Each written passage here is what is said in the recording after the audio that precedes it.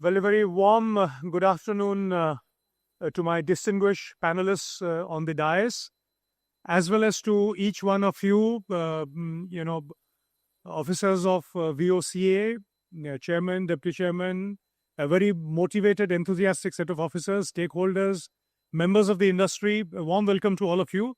Normally, a session post lunch is a challenging session, and especially so when the chairman has taken very good care and he has ensured that the deputy chairman sits on some tables, takes care. So, enough food for thought and food for the stomach. Thank you so much, Rajesh ji. Sushant ji, thank you so much for the wonderful, wonderful host that you are. Now, being conscious of time and the fact that we're starting at, my watch says about 10 past 1500 hours, 1510. So we'll take this. Hina ji has already introduced the members of the distinguished panel. So I wouldn't take this thing. I would rather that I, kind of scratch and pick your brains a little on this. Yeah, so that is how it is. So without much ado, and if you've all settled down very quickly, we had a very interesting opening session and insights on the way the port sector, the maritime sector at large is developing, green being one component of it. A very engaging session thereafter where people were very forthright on their views as to what and where we should go.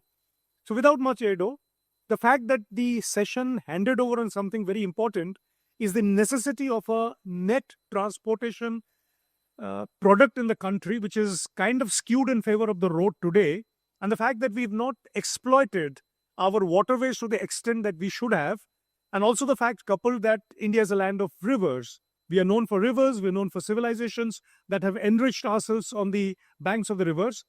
Having done that, sir, I'll come straight to you, to Vijay Kumar ji, as he holds the mantle of IWAI. I had the pleasure of interacting with him on a very fascinating session on NW5. So without much ado, where do you think is, as far as the inland water is concerned, what is the leap of faith that we in India need to take to come into that really, sir? And as you go on, how do we weave inland water into a larger strategy of coastal shipping, and then on into the desire of India to become a supply chain, also aware of the fact that we have very stiff LPI index, which is logistics, productivity index, and the IMCC. So we begin, sir, with first the IWI and how do we weave it forward? Thank you. So many thanks for these very, very stimulating questions. So as Chairman IWI, first of all, let me tell you where we stand in terms of cargo movement on our national waterways. So in the last 10 years, the cargo movement on our national waterways has increased at a CAGR of 20% plus. So we used to carry about 18 million metric ton of cargo in the year 2013-14. Last year we crossed 145 MMT of cargo. So there has been a tremendous increase in the cargo that we carry. And right now we are carrying a little over 2% of the motor share of cargo, where we compete with basically rail and road.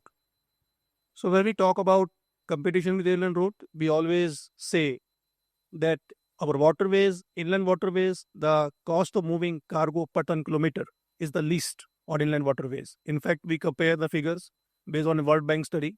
It's about 50% cheaper than road. It's about 20% cheaper than rail. But where the problem is basically twofold, I would say. What is the lack of connectivity on the first mile and the last mile? The multiple handling which takes place. If cargo has to reach my terminals, it has to undergo multiple handling. It has to come from the factory to my terminal, loading and unloading. Terminal, again, it goes up to some warehouse. From there, again, to the consumption center. Again, multiple handlings. So the cost advantage that we have on the actual movement on the waterways is lost in the multiple handlings, on the multiple handling. Second is when we compare with rail and road, we are supposed to take away cargo from rail and road to waterways. But in terms of aggregate investment on waterways, what is it that we are investing? So we did a study. The budget, the expenditure on rail and road is about 2 lakh plus 2 lakh crore per annum plus. And the budget of inland waterways is about 1,500 crores. So we are actually competing with rail and road with a budget which is less than 1% of their budget. It's very unfair competition. So one, because of lack of last mile, first mile, the transport on waterways becomes much more expensive. Secondly, we don't have adequate investment. So to address this problem, we came up with a scheme called Jal Vahak scheme, where we are incentivizing about 35% of cost of transport on the waterways. So this scheme has just started. We are implementing on National Waterway 1, National Waterway 2. The idea is to somehow take away this cost differential between the road and rails. That will be one part of our strategy going forward. Second part of strategy is we have to address this first mile and last mile. For this, we are developing multimodal hubs on the waterways. We are starting with National Waterway 1 in Varanasi. We already acquired land. So we're developing a freight village there.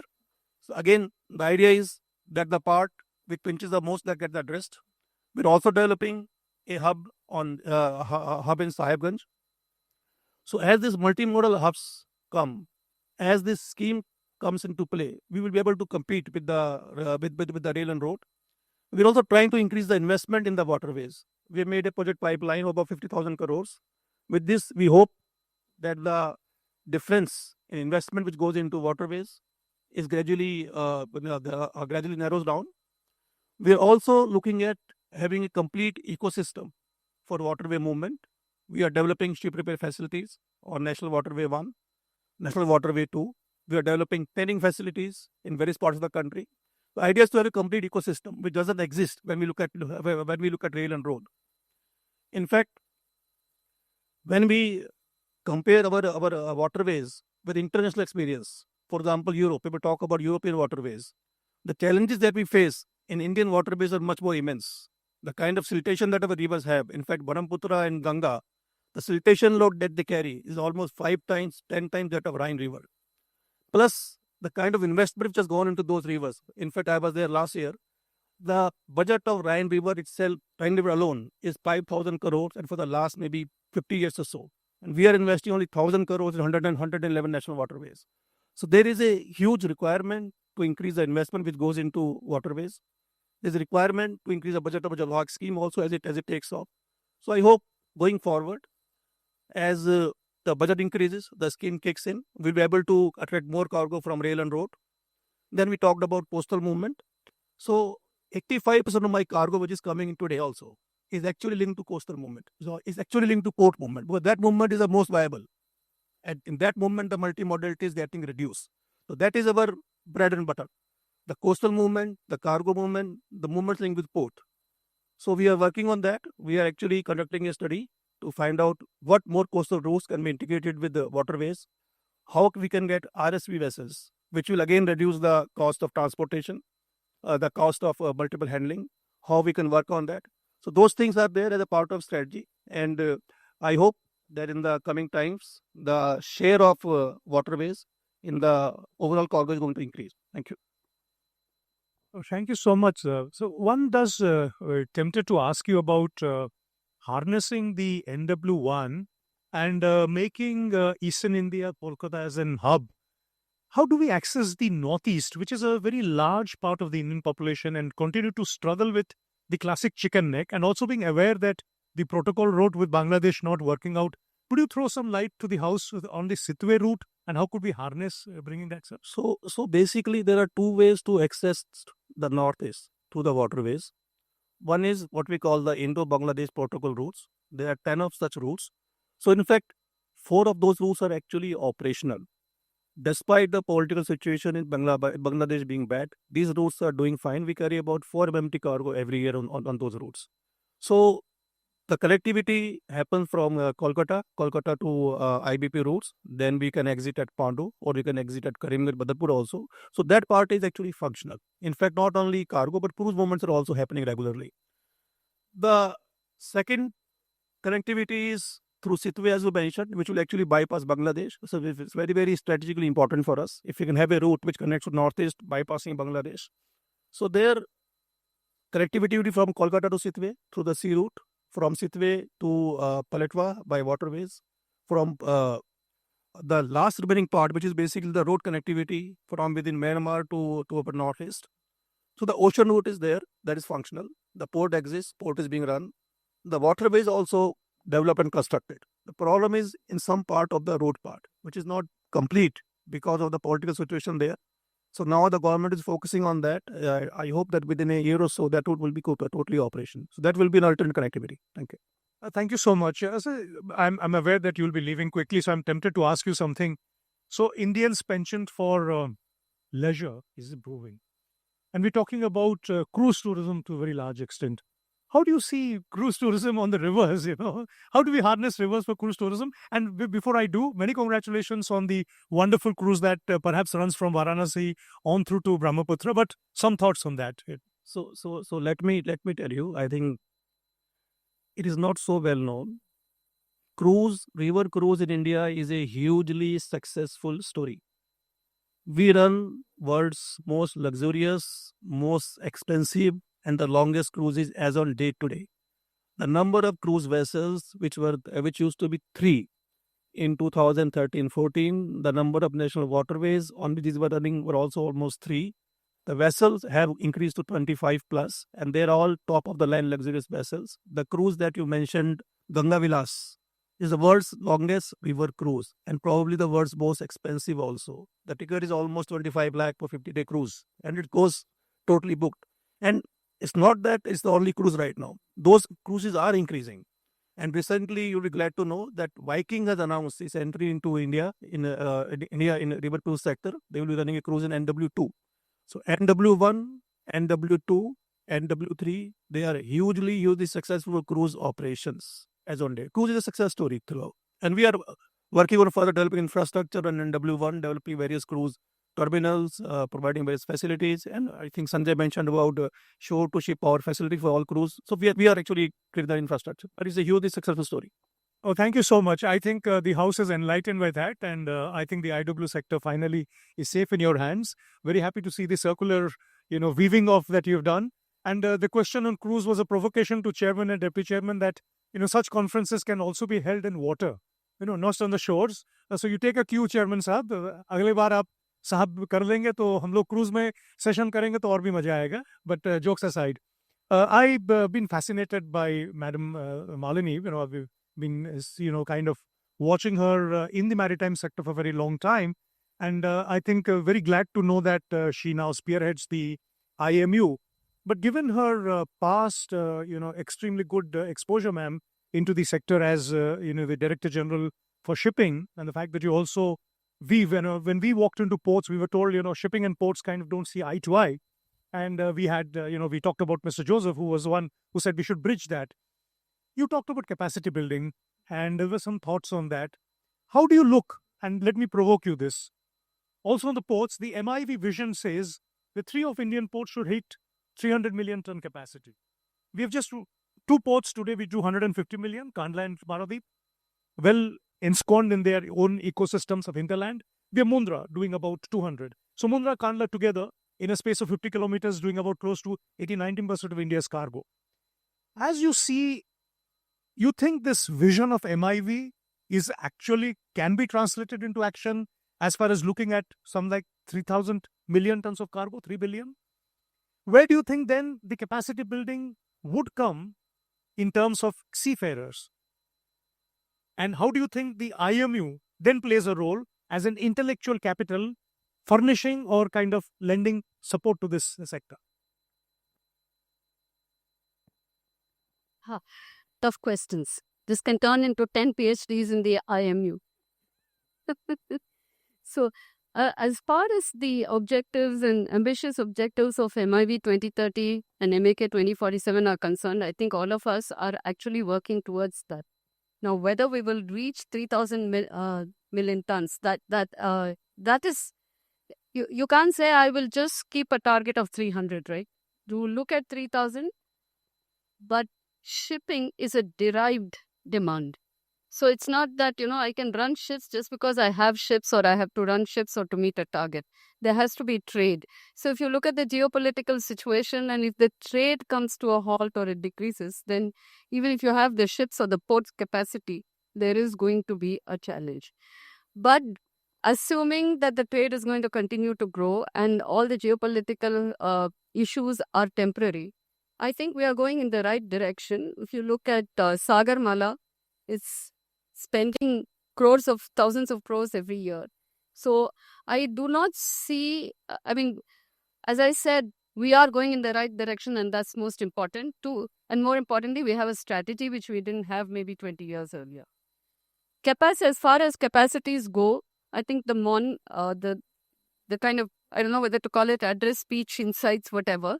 I think it laid out all the fields, a 360-degree view of all the capacities that have to be built. Regarding shipping itself, now there are a couple of things. One is, if you look at the university system in India, it focuses on knowledge. But what the world seems to need now is skills and competency. So we have to bridge knowledge and skills, or knowledge and competency. The STCW, of course, talks of competency alone. Even today, the STCW does not require you to have a formal university degree. But then, for various reasons, the degree is introduced for career progression, etc. So that is one thing. How do you bridge this? Reskilling is another challenge. Okay, because the technological advancements, the changes in technology, the changes in, the way logistics is being done. For example, we said, no, we have to know when the ship is coming, so that you can turnaround time can be, very fast, plus your energy is saved. What all goes into that? It's not just the ship. There's a lot of digitalization involved. The major challenge, if I may place in front of everybody, that we are facing is, where are the trainers? Where are the resource people? For number one is, if you're looking at AI, Internet of Things, digitalization, I think the expertise is definitely available in the industry, in the country, but they are not the ones who are resource person. How many of them are willing to come and say, okay, I'll consecrate my time, a limited period of time, in training people? This is a major challenge. We have to look at that. When you look at alternate fuels, yes, I think there is, I'm glad that, like speakers have pointed out, India is focusing on hydrogen hub and hydrogen mission. But what would be tomorrow's alternate fuel is still being debated globally, right? Is it going to be ammonia? Is it going to be methanol? Is it going to be something else which comes out of the seabed someday? So we are unable to fix a training program, not knowing what is going to be the fuel. So you're going to just top up the training to say, be prepared for all this. Once again, challenge, who's going to train? This is the major challenge that we have to face. Like in the morning, you said, where is the money? Where is the financing? Who's going to finance? The second question you can perhaps raise, and Dr. Dhawan did say that, what about the capacity building? Human capacity is as important. Well, thank you. I'm sure you would have grappled with the idea that, India share in so sitting in Tamil Nadu, a great seafaring tradition, and all along the coast, we had wonderful seafaring traditions. India's net share in the seafaring industry in the world is less than 12%. We would desire to take it to 20%. Are there concrete steps worked out? Skilling in the sector for, starting from ratings right up the pecking order itself. You have a lot of seafarers who can have great employment potential. And as India goes into many other opportunities to do employments across the world, this is one which perhaps we have not harnessed. Do we have a desire?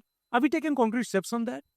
Definitely. If you look at 2017 figures, we were only 6% of the global workforce, and today it's 12%. So if we have moved up from 6 to 12% or 11% in a matter of just 9 years, I think attaining 20% is not a pipe dream. The curriculum has to be revised, which I think all the institutions are making sure that the curriculum is revised. Practical training needs to be there, and there are again two challenges. One is, I come back to, I don't know whether I should go public about this to this extent, is that we do need people with maritime experience to come into teaching. We cannot just say the mechanical engineers and the electrical engineers will give this. They will be giving the technical and theoretical training, but for the practical exposure, I think we need more people from the industry, which used to happen before. Okay.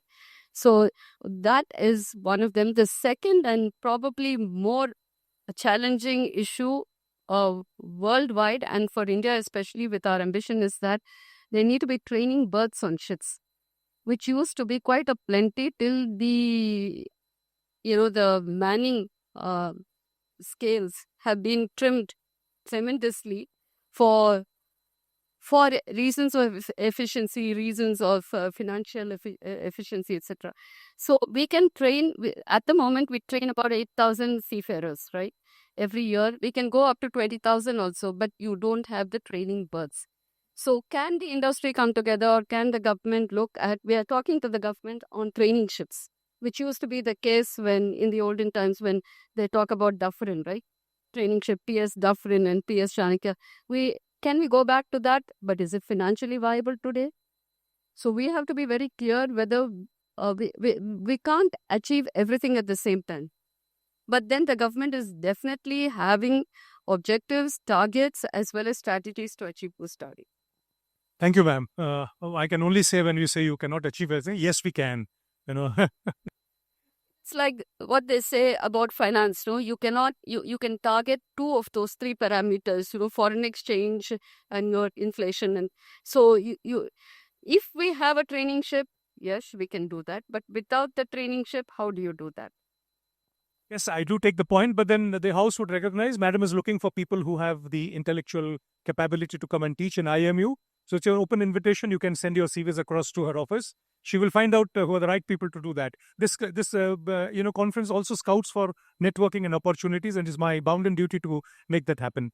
I come to a very dear colleague who's led, had a very fascinating career, both an engineer in the railways, and not an anomaly really.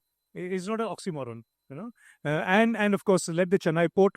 I come back straight to you, Sagarmala theme about connectivity, about the four pillars on which Sagarmala stands.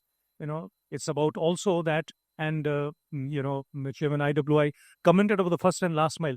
Multimodalism in the maritime sector and the connectivity. How much of it is a bane, or how much it is should we promote a multimodalism, or should we let each sector grow in isolation? How do we stitch it together? What are your overall views on this?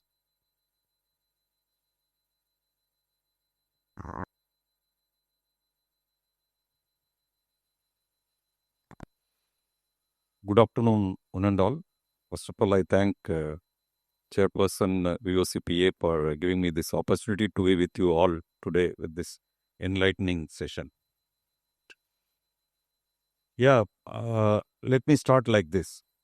I'll give you some facts. After that, I'll give one of my own experience, which can explain the importance of this connectivity and multimodalism in freight logistics.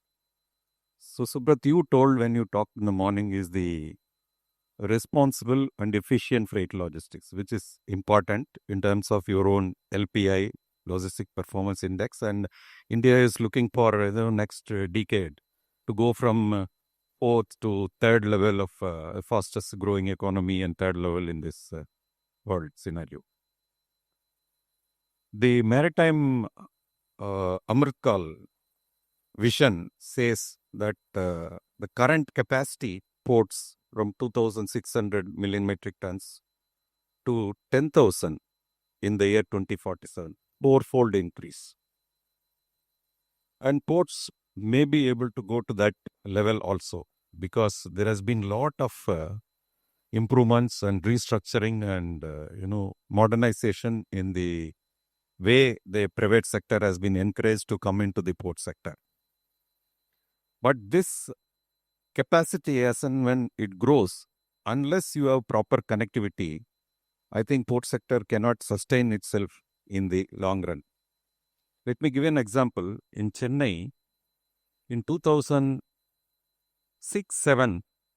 seeing the demand for container trade going up in this country, Chennai port planned for a mega container terminal in the outer harbor. Along with the road was planned, so-called elevated corridor, for about 20 kilometers. Because the interland from Bangalore is the major interland for container trade for Chennai.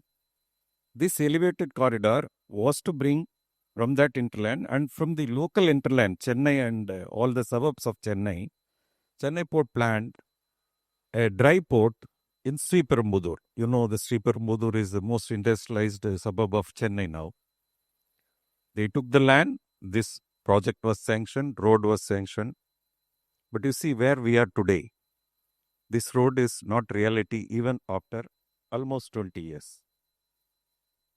See, this has put a real block in the capacity addition of Chennai port, and it has affected the trade. The importance of connectivity for trade and the port performance, it can't be at all, it's so important that unless this is there, whatever capacity you increase, it's of no use. The connectivity in terms of not only road, the rail connectivity. Today, the logistics, as the India is looking for major role in its international supply chain, your domestic supply chain supplying materials to the world trade should be responsible. In your own words, this responsible, environmentally responsible supply chain is a must for other countries to take care, to take your exports, to increase your business, to increase the bilateral trade. This responsible, environmentally responsible logistics depends on more economically and more environmentally viably efficient transport system. There comes the railways. And multimodalism with adequate infrastructure for connecting interland, and in addition to that, the multimodal logistics paths, what IWA chairman was mentioning for increasing their road traffic. If it has to go on IWA, you have to have so many terminals. And same thing with respect to railways and connectivity to the port. The NHA has started developing about 50 and odd multimodal terminals across the country. Yeah, there have been developments about 5-6 terminals have started, at least the construction has started. But again, there, the pace at which we are going in developing this multimodal terminal also is a thing for real consideration and introspection. Now it comes to railway connectivity. The rail cargo share in the overall freight basket of India, in say 1990, it was about 50-50. 50% is road, 50% is rail. Over the years, in the last 35 years, it has come to around 25%. From 50, the rail has become 25% and 75% road. This has been allowed to drift away over the years, mainly because of lack of capacity. Unless the capacity is developed, along with capacity, you will have to develop systems and conditions for private industry to come and operate. Government will not be able to do business. It is the private entity which can do business, bring in efficiency, bring in professionalism, and bring in marketing. This is seen in port sector. Morning you mentioned 45% of the port cargo is handled by non-major port. I think those to the people who have come in, the private industry who have come, and the state governments who have encouraged them to come, and they have brought in a lot of practices. And those things, Senthil was telling, the problem with the terminals in major ports and the problem with the terminals in minor ports. So this sort of private participation, unless it happens in railways, the connectivity is going to be a problem. Number one, connectivity is very, very important. It requires a lot of expenditure from the government, and it requires a lot of changes in the systems and bringing in so many structures so that the private participation is coming. Unless this is done, I'm sure the port alone, with all the visions going from 4 times from current capacity to 10,000 million tons, will be a problem in the long run. Fair point. I often wonder the experiment of PPP in the country has been extremely, it's a virtuous cycle as far as the port sector is concerned, the power sector is concerned. Somewhere, the railways have not adopted PPP in the manner they should have. So even last mile, first mile connectivities, even the Gati Shakti, which has now come on one platform, do you think the Gati Shakti should be entirely led by the PPP and private participation?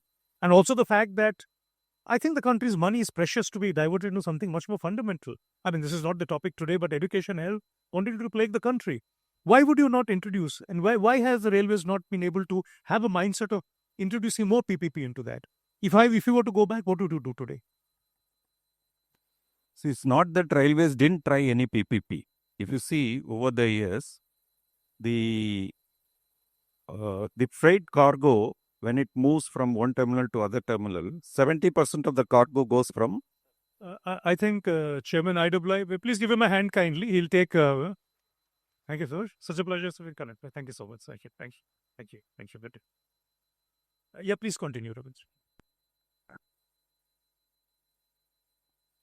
See, traditionally, we can't say that the private participation was not there in railways. In freight traffics, the freight cargo movement, about 70% goes from industry siding to industry siding.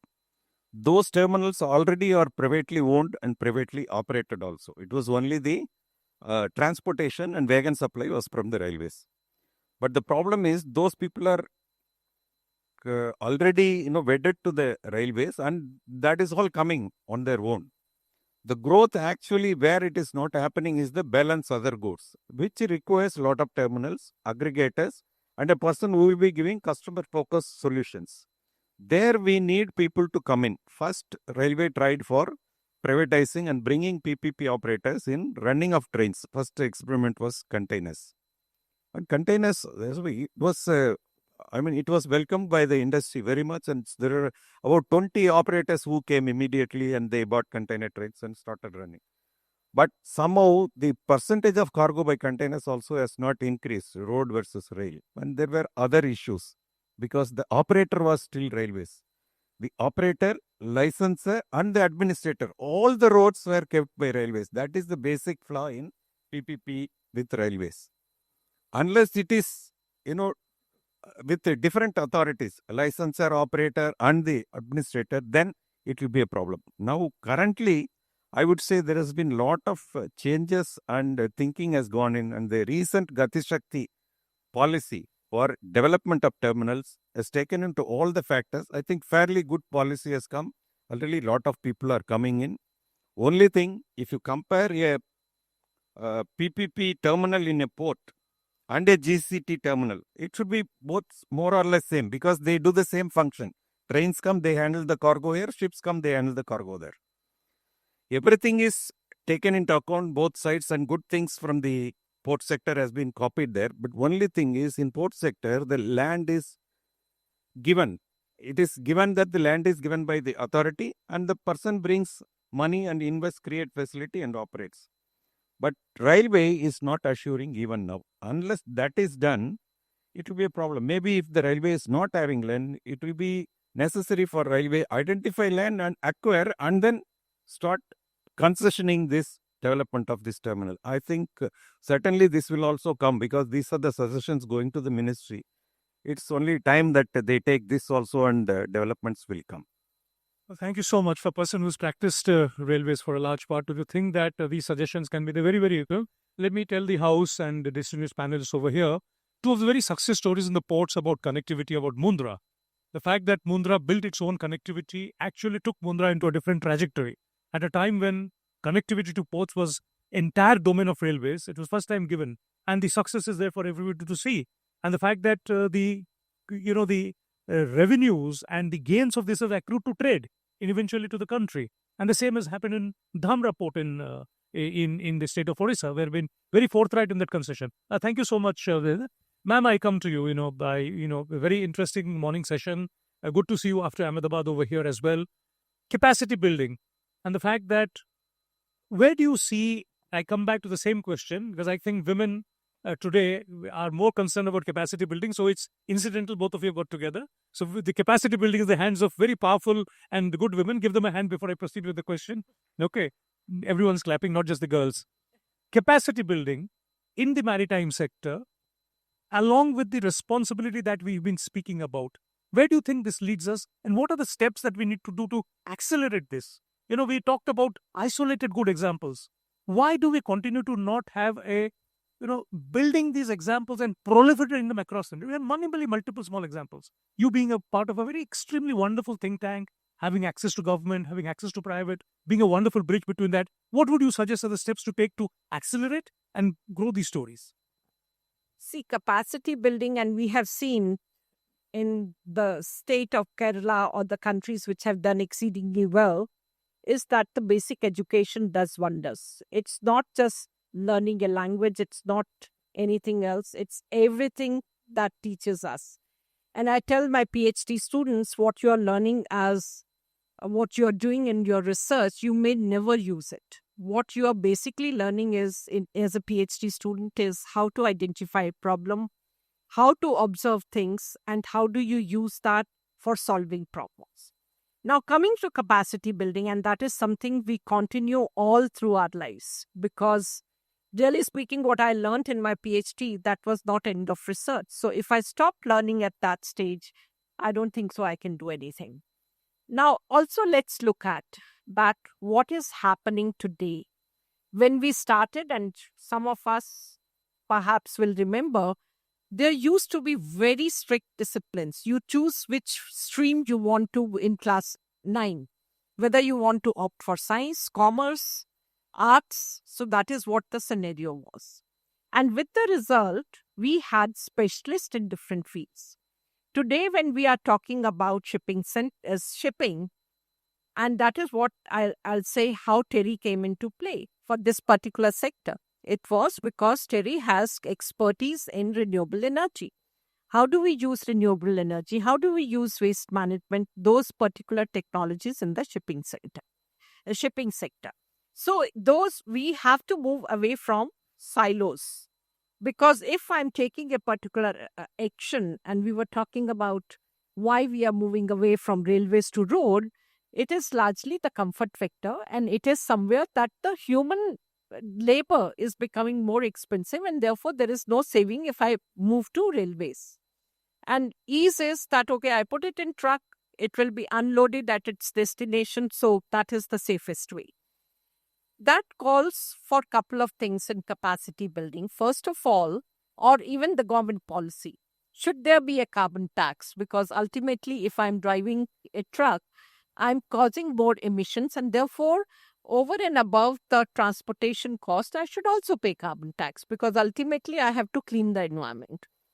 So that becomes a sort of thinking, and therefore the person who is responsible for taking the decision how I should send my freight should also be sensitive towards the environment. And that is where I say capacity building is not school, it is not college education, it's something which continues till the last day we should live. And over there it is, because now there are no silos. I have to look in the shipping, what are my emissions, GHG emission. And in the morning also I spoke about that even TERI Center, we are looking at on-time arrival of ships, because you are saving energy. Let's look at the entire logistics, because it takes long time. And there are examples like when I started my career as a plant biotechnologist, or rather what Safal is doing today, they don't wait for the truck doesn't wait that everything is to be put in the shelves. They will come the following day. They have standardized the crates. And that is what needs to be done here as well, so that I save on labor. The entire logistics is to be worked out. So when I'm talking of green shipping, we are talking of green ports. It's everything right from my building design. It is efficiencies, energy efficiency, because energy saved is more than energy created, because there will always be GHG emissions. And how do I generate this?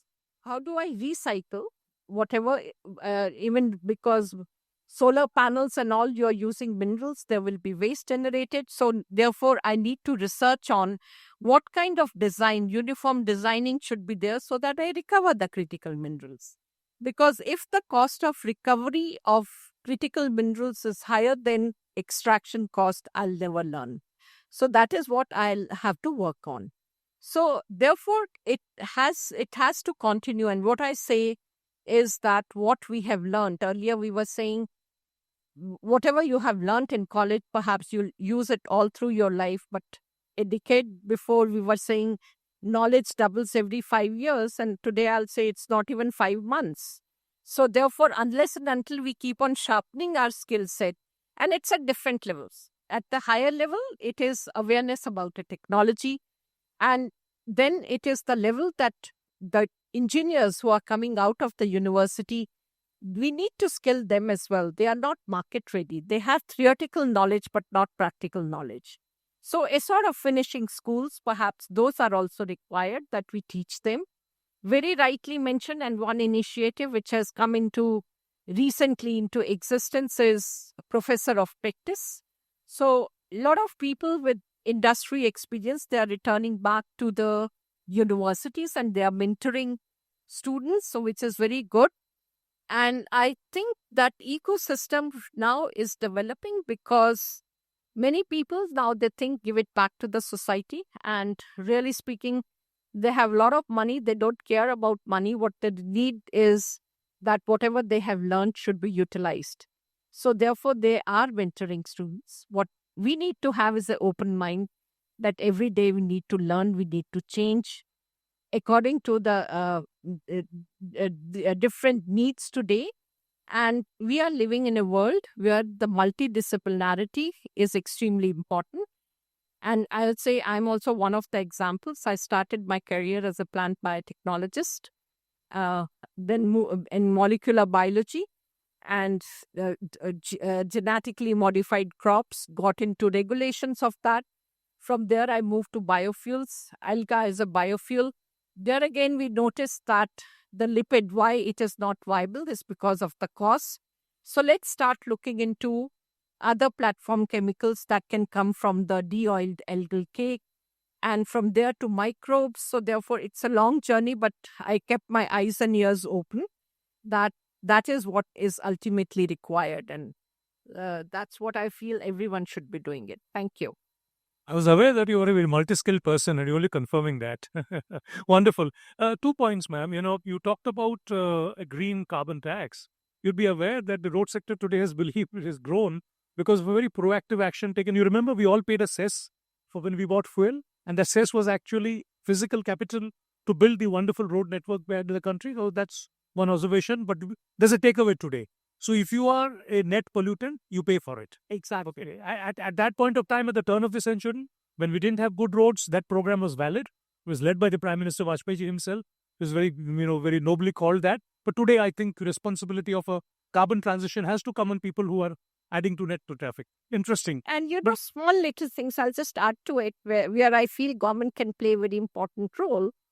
Like we have Bureau of Energy Efficiency, and Bakreji was here a little while ago. So Bureau of Energy Efficiency, that gives you rating. But the common person's question is, why should I pay? It is already, I'm paying, like, okay, I'll consume more electricity if it is 2-star rated versus 5-star rated. But the differential is so high that I'm paying for 5 years electricity in advance. Why should I do it?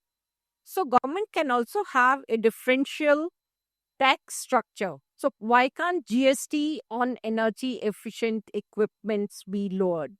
Similarly, when we are looking at the shipping sector, one of the problems is that the moment you go for greener fuel, there is going to be some differential. It's going to be little expensive. Who pays it? Is it the company? Is it the consumer? And for a consumer, if you tell me that, look, the particular thing that you're going to consume, the car, it has come through a ship which was green shipping versus something which came through an old technology. But the differential is 30,000 rupees. I'll say, how does it matter to me? So that should not be the case. So especially till the time these things are adopted, till the time people are aware, they're responsible enough, till that time the government should also have differential policy. Give me rebate in income tax. Don't give me cash money or anything. Reduce GST. So there should be some incentive from the government as well.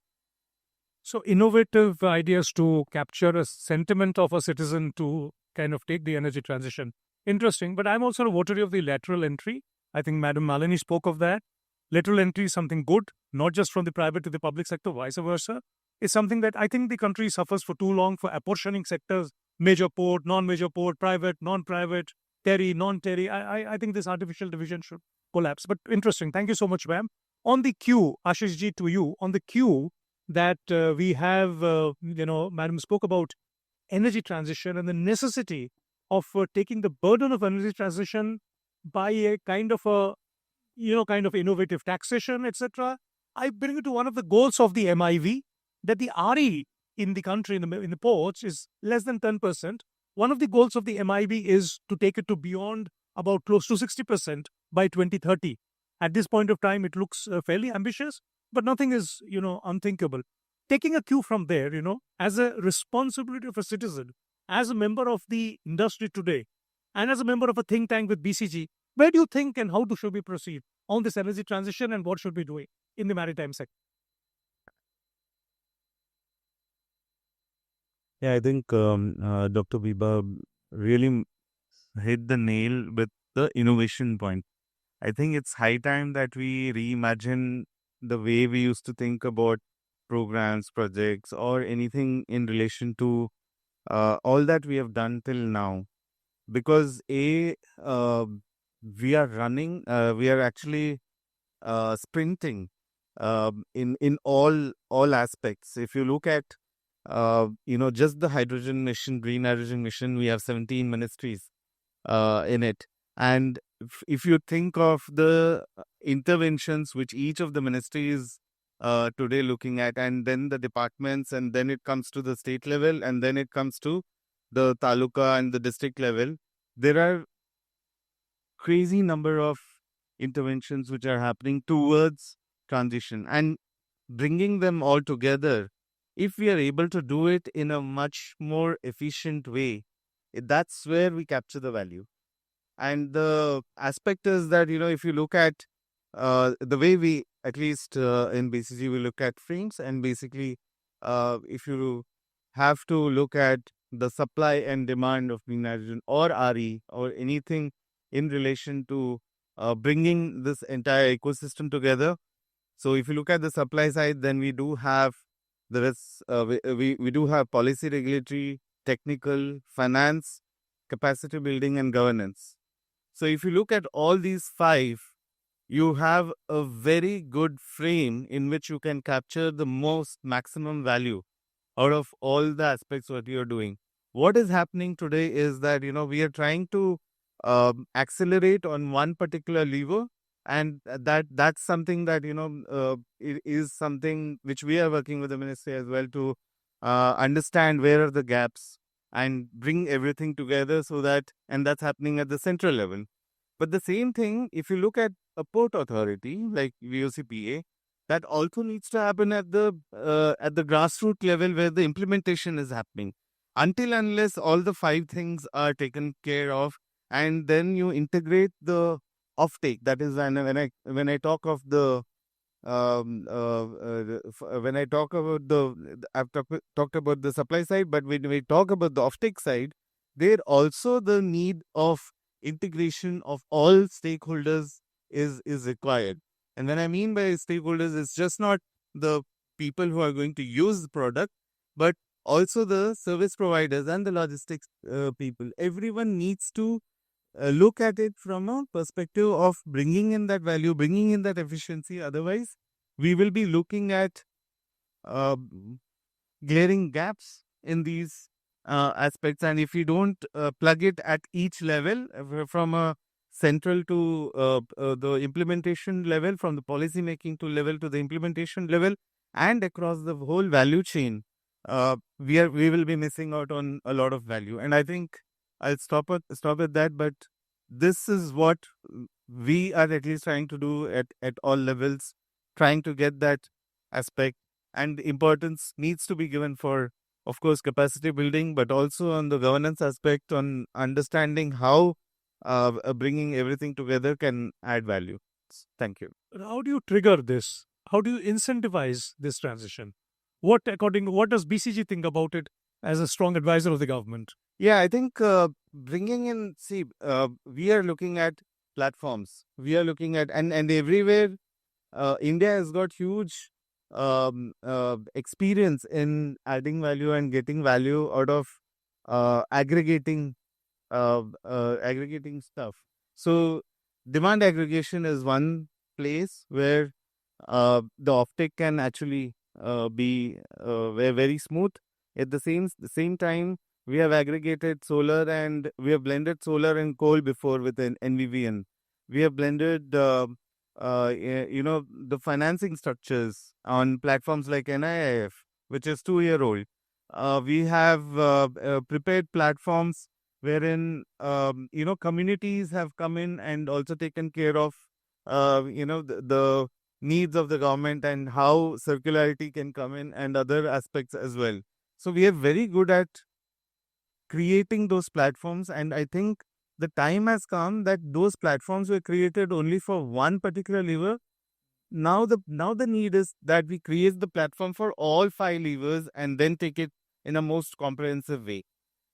And I in the whole day we have not spoken about one very important thing, that we are putting in money on the coast, right, or for all green hydrogen, and we have to take care of climate risks. At the same time, and Dr. Weber really mentioned about the earthquake which we just saw. But if we don't take care of the vulnerability and adaptability, and thanks to you mentioned twice and again about the mangroves and the work which you are doing on the ports. But those are the most neglected aspects. The adaptation and resilience are the most neglected aspects today. If we are not taking care of those, then all the money which you put on the ports is not is it's somewhere it's at risk, and somewhere that value will be depreciated if we don't take care of the climate risks. Well, I thank you so much for flagging a very important aspect, more than the earthquake, this post was devastated in 2004 with one of the, scale of tsunami that we've never seen. I mean, all of us remember the photograph of Chennai, Marina Beach over here, and the recent cyclone, not to talk of Fukushima. And of course, Japan is more responsible towards that. Still, they could not contain the kind of thing. I'm not even talking about Chernobyl, which is inland. So, environmental management in the ports and participation of coastal communities and a sense of the government that you have to have protection around that. It's not just building a good port, it's making it resilient. Yep. Okay. If you were to say mark 1, 2, 3, what would you say is this is the path of resilience for the Indian ports? No, I think just start by climate risk assessments. It's very important. We do all the feasibility studies. We do put money into various other things, but a fraction of that, if we do just start by making climate risk assessments today, and we assess that in the next 20 years, how is that I need to get where are the risks? When is that my value which I put on the port today is going to get affected? That itself will give you a resilience plan, and it involves communities, it involves technical measures, it involves policy measures, it involves financing. So if you make that all resilient, then all the money which you put today will be there for the next 50 years. And that's why the only thing which I want to make before I leave, and I would I'm already getting FOMO because I'll be leaving this entire nice panel.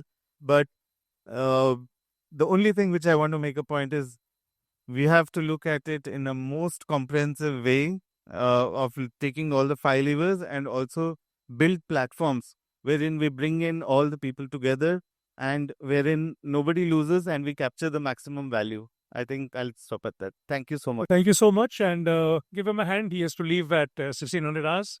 And thank you so much. And if the port wishes to any memento for him, you can on the sidelines of it. I'll proceed with the questions here. Thank you so much for... Thank you, Ashish ji. Yeah, Wonderful. yeah. I'll take off from where you said, and I'll come to Karanji straight away there. And, energy transition, we did speak about that. A responsible port, the levers that you'll apply to make a port on a virtuous cycle. Eventually, we spoke in the morning about an ESG umbrella. Are the ports today conscious? Are they still on the path of or a trajectory of just building infrastructure, looking at the Sagarmala goals, connectivity, etc.? What is it that the eventual ports of India must look like when you become assets in the world maritime map? How do we recast the glory that we once had? And that was about certain amount, we sitting in this land where the Cholas or the Pallavas went to conquer. I come from a place where the Kalingas went to do it in Southeast Asia. Put the history aside. What is the future of Indian ports? And you, as a very young representative of the sector, how do you feel about it? And I would take the cue from the responsibility he talked about delivers and the ESG platform that I have been speaking about. Where does this take us? Sure. Thanks a lot for this question. And first of all, let me admit I'm not from the ports. I'm not a ports guy. I'm more from the electron side. But yes, as now you can see more and more electrons players are venturing into the molecular world, and that's the same story for me. But for the larger audience, just before I start responding to this question, GIZ is the German Development Corporation. So more than 60 years already in India as a technical cooperation organization, and mostly backed by government of Germany and ministries involved in the Germany. And talking about our role in India, from where I am coming from, is the hydrogen ramp up program, where our partner ministry is Ministry of New and Renewable Energy. And the one of the major milestone that was achieved was the Indo-German Green Hydrogen Roadmap, which was exchanged last year during the visit of Chancellor and also Minister of Economic Affairs. Exchanged it with Piyush Goyal ji and also Mission Director. So that was also in the TERI University, madam. So that was the backdrop. And coming from the port's perspective, as I admitted, but what I have seen, I have been to the port of Rotterdam 3 times. Amlan Boraji was here. So what we have realized is that the ports, they are renting out space. And a very strategic decision which was taken by Port of Rotterdam also, when MNRE had a booth there. We saw that over the years, what has been the development, they are strategically shifting their decisions, whether they want fast money for renting for the the container terminals and things like that, or they are looking at allocating land for electrolyzers. Some of the world's largest, or even in fact Europe's largest electrolyzers plants are being set up at the facility. And do we have enough land allocation for transformers, because we see a lot of offshore wind, which also has the potential here where we are sitting. So do we have the evacuation facility from in these ports? Do we have the right amount of transformers where these the electrolyzers can be drawing power from? So these are the certain aspects. And then we see that the first year we usually took a delegation. We stood outside a vacant electrolyzer field, nothing behind us actually. But we used to say that tomorrow there is going to be an electrolyzer, because there is a lot of Shell, British Petroleum refineries out there. But this year, in May 2025, we see that it's mostly done. And this year we will see that the electrolyzer will actually be producing hydrogen, which is going to directly to these refineries. Having said that, in the Green Hydrogen Roadmap, the ESG framework that you talked about, we also have a KfW development bank, which is the German financial corporation. We being the technical corporation, there is a financial corporation. And one of the reasons why there was a viability gap fund for also for the maritime fuels, for the fuel producers, of 30 million euros per project. A total capping of 270 million euros and 30 million euros dedicated only towards bridging this gap between grey and green. The main aspect of Indian companies losing out was on the aspect of ESG. So we saw that this aspect was kind of not ready. But now we see there was a second round, which was March 2025, and the results are expected soon. And we are very, fingers crossed, we are very hopeful. A lot of maybe some developers are also sitting here, have participated in that round, and we see that yes, there will be access to these VGF funding instruments, where the one of the aspects is having an ESIA framework in place, because even the IMO net zero framework, the funds that are going to be coming because of these penalties and levies of compliance and direct targets and base targets, most of it is going towards just transition and complying with the ESIA framework. So that has been our observation so far. But yes, an exciting field, and a lot of interesting personally for me to learn a lot, and that has been a really grateful experience. Yeah. So you are also believe and echo the sentiment that the transition to green cannot be without breaching the borders of ESG and any kind of financing. And this is something that I have been, from the perspective of non-major ports, which I have been telling everyone, having worked the major port for long, having now been subjected to the scrutiny of financing and going through the very careful diligence and scrutiny for ESG funding. I think I'm very happy to echo the sentiment that you are saying, but equally happy to see that Indian companies are now walking up to that. Because you can't breach the ESG factor anymore in India if you wish to look for technology. But tell me, having gone to Sprechen Sie Deutsch, ein bisschen, etwas, sehr gut? Sehr gut. Sehr gut. Aber ich sprechen in English. So then, that's how. Do you think, about the many ambitions that India has, and we talked about the hydrogen mission, our invisibility to a certain kind of getting the optics in our favor by the 5th Hydrogen Conference. Could India be a net supplier of energy in the future for the world? And what could that energy be? Though this panel does feel we don't even know what the energy could be. We know for sure today India's energy needs come from, and ports are a very vital part of that linkage in terms of, let's say, Tamil Nadu, for example.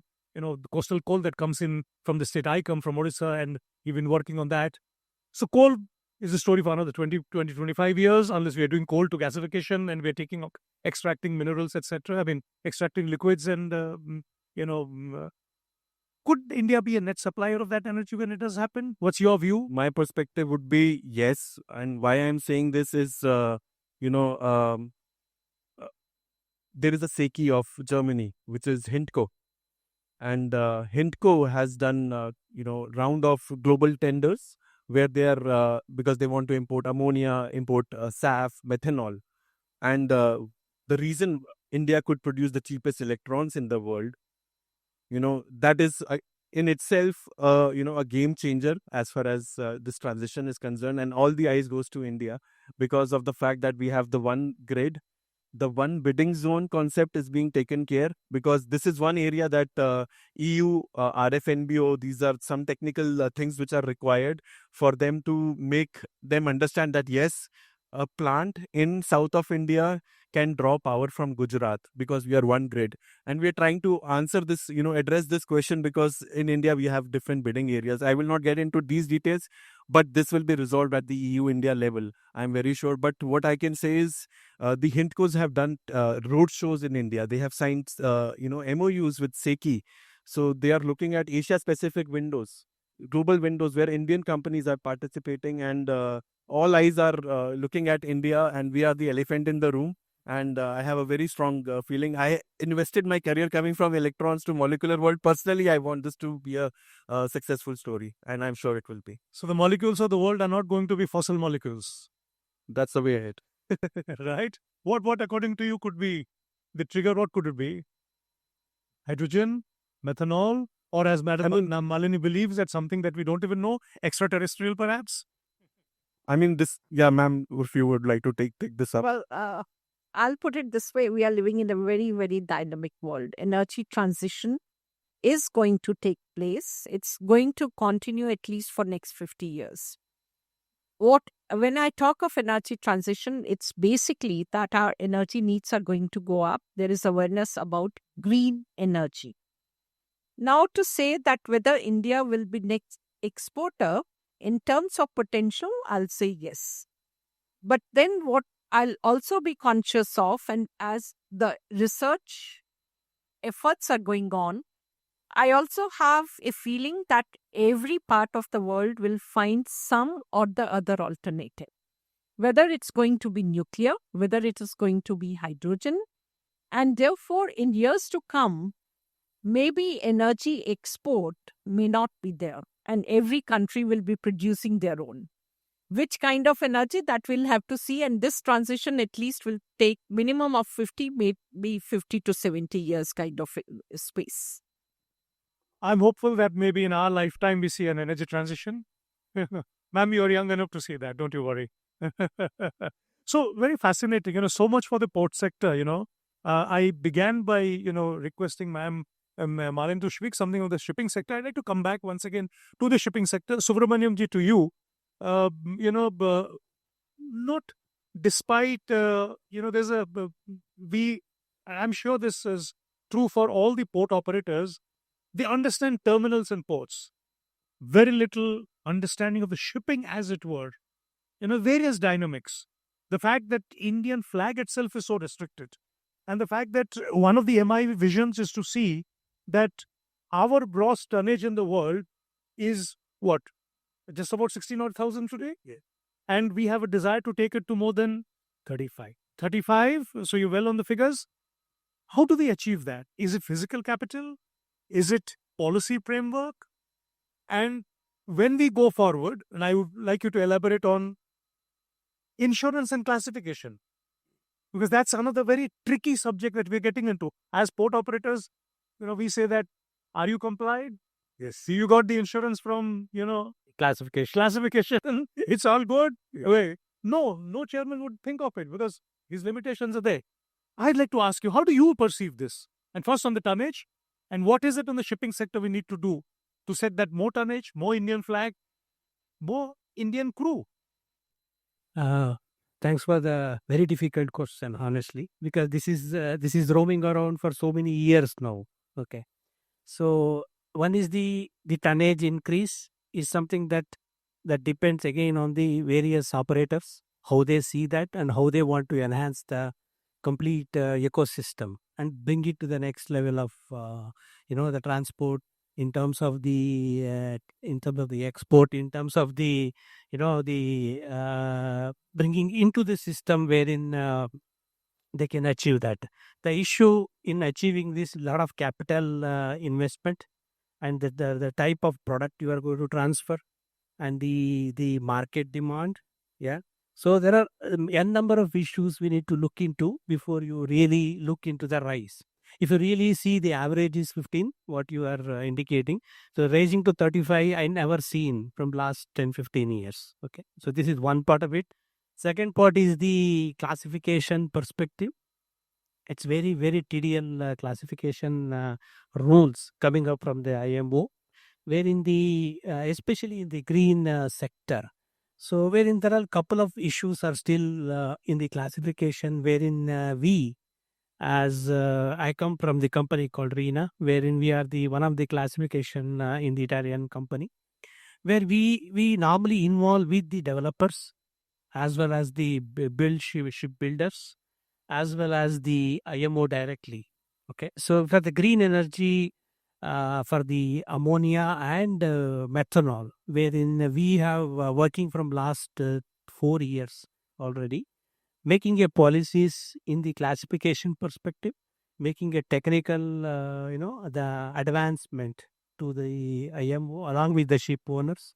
Then we will be presenting to the IMO. So in September, we do have a presentation with 2 IMO, explaining them what is the pros and cons of the various energy transition, what we are thinking about from methanol or ammonia or hydrogen, whatever we are talking about.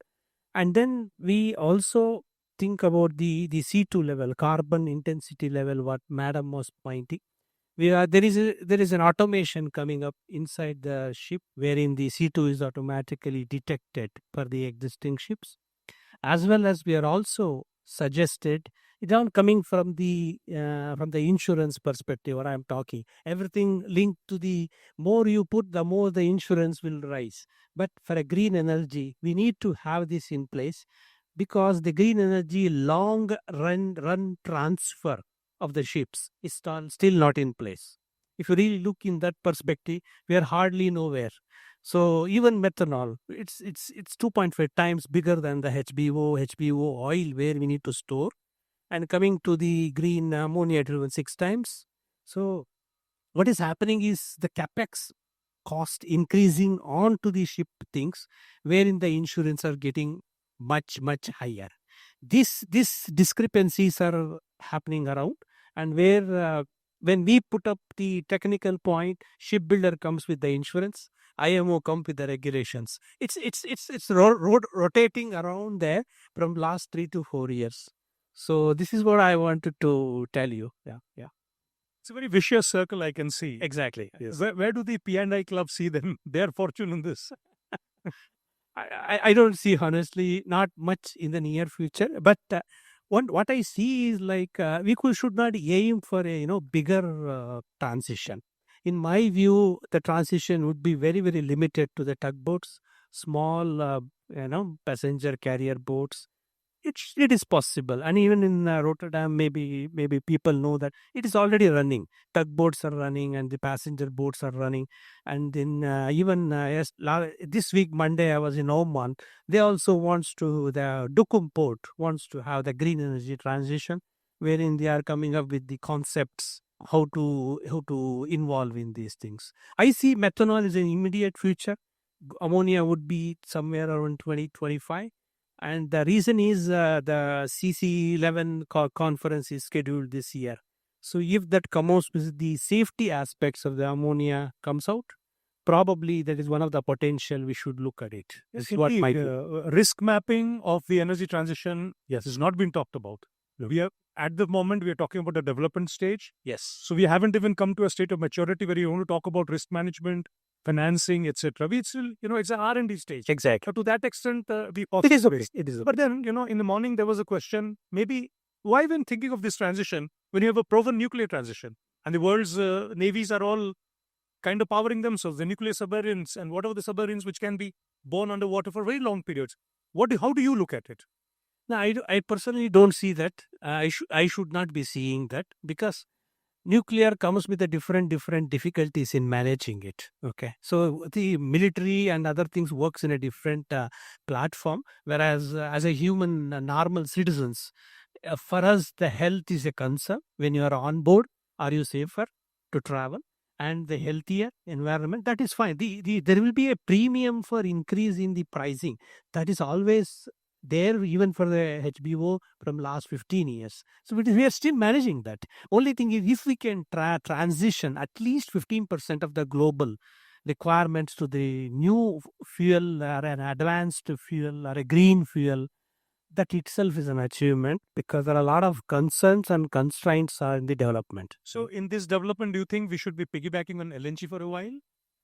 We do had LNG for a couple of years, but somehow because of the BOG management, there is some issue in the BOG management for an LNG. If that comes up, definitely LNG is the one thing we should look at it. Yes, definitely. So good point. So the navies of the world and the merchant navies of the world are on two different trajectories. Exactly. This is what my view. Yeah, wonderful. Thank you so much. And ma'am, I think you do sense to make a point. I just wanted to add something, because we started with Dr.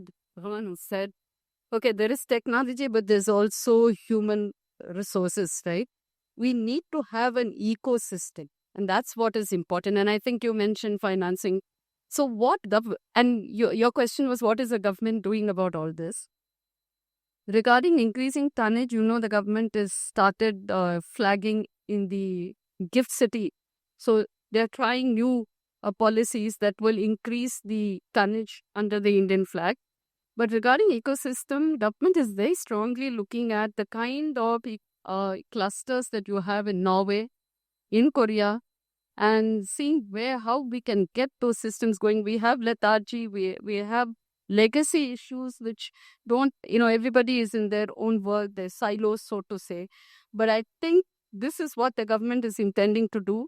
Research organizations, innovation hubs, as well as technology introduction, all that going together. And I think if we continue in this way, we should get, it's not something which will come overnight, but at least that's where we are heading. A wonderful. Yeah, just Yeah. the point which you made is very valid. And one thing we should be very conscious, what is happening at the international level. So whether it is manufacturing of the ship, whether it is dismantling of the ship, and what kind of risks do we have if we don't change? So therefore, while we say this is expensive and we don't follow, do we want to be out of the market? The answer to that is no, because of our own demands as well. So somewhere we have to look in totality. What is going to be the long-term impact? What is the health impact? What is the emissions? and then make the investments. So it may take it time, there may be payback period, but there is something called that we can't avoid. So that's a harsh reality, we have to face it. But I Yes. want to add one Yes, point please, here. please do. As per the Clarkson table, and we also have the database because we have the classification, more than 300 ships, dual ships are already ordered on ammonia, you know very well. So the methanol also ordered very well. So it is something that we will not go back. We go back in upfront. Only issue would be there are some safety concern on board that has been taken to IMO. If they approve it, then there is nothing like that. We will proceed. This is what I feel. Yeah. Well, gentlemen, ladies, is there one quick intervention that somebody wants to ask something? You wanted to say something? Please, you can use a mic there and we're not beyond time. Yeah.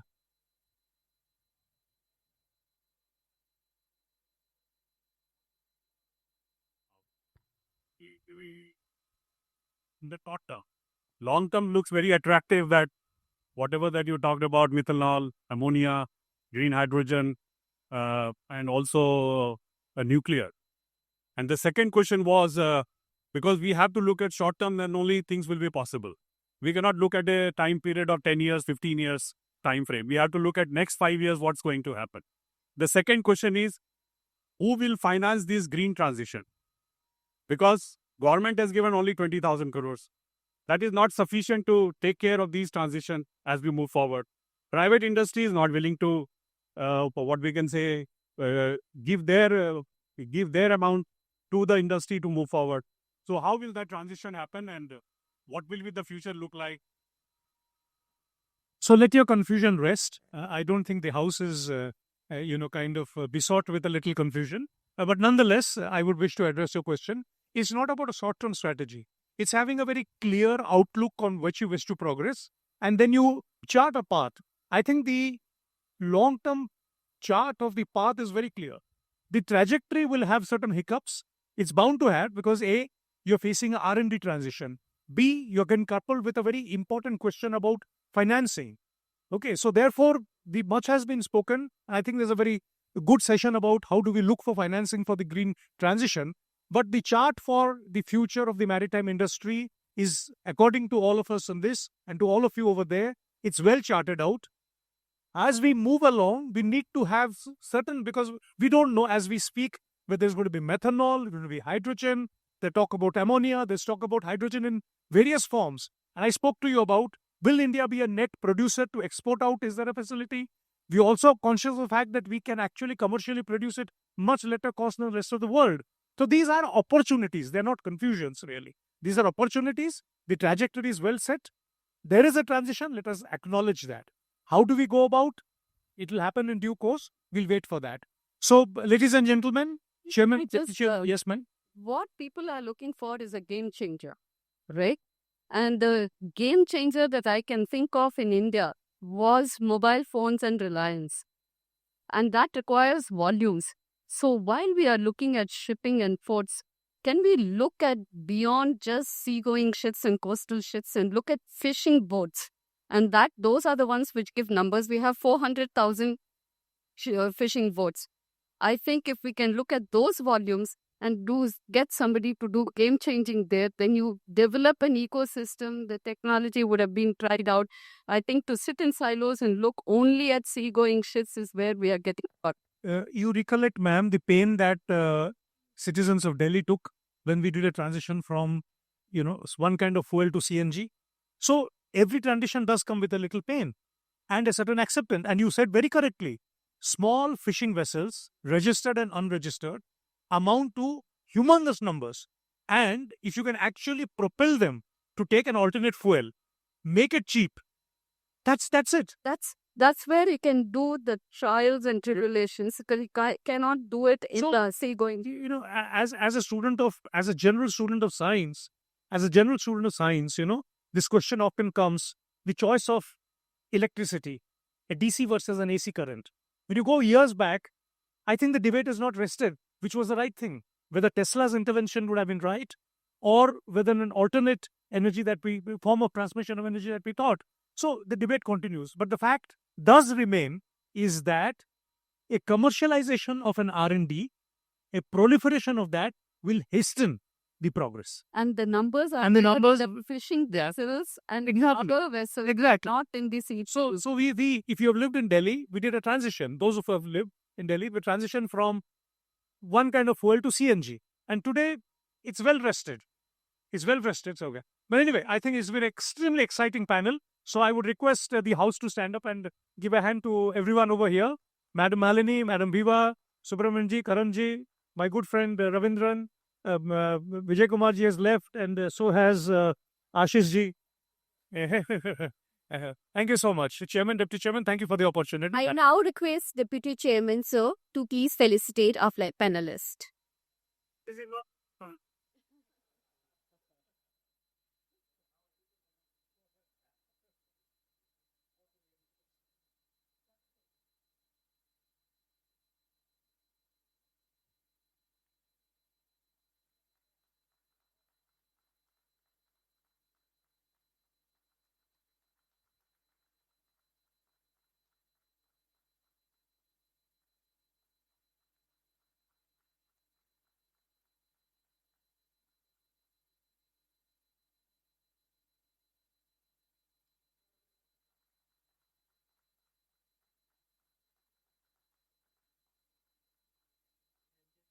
Yeah, definitely.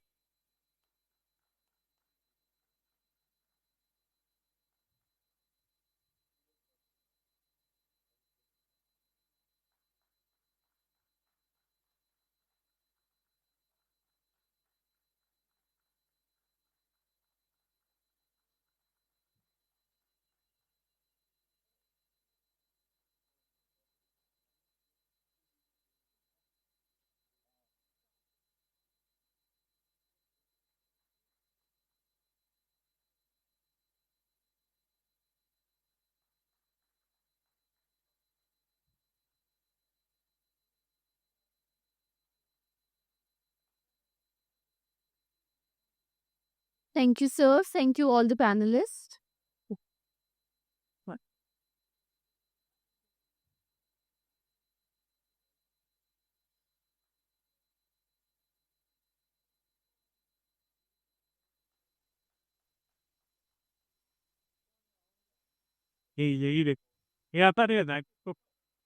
Maybe I please.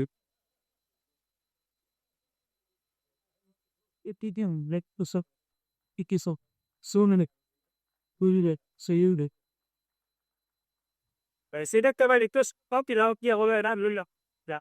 C'est pas pire, allez.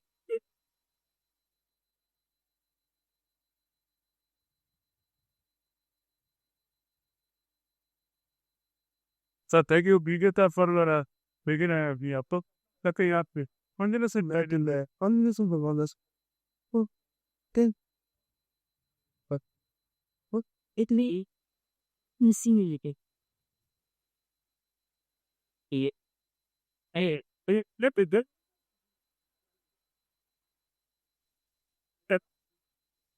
Then what is it?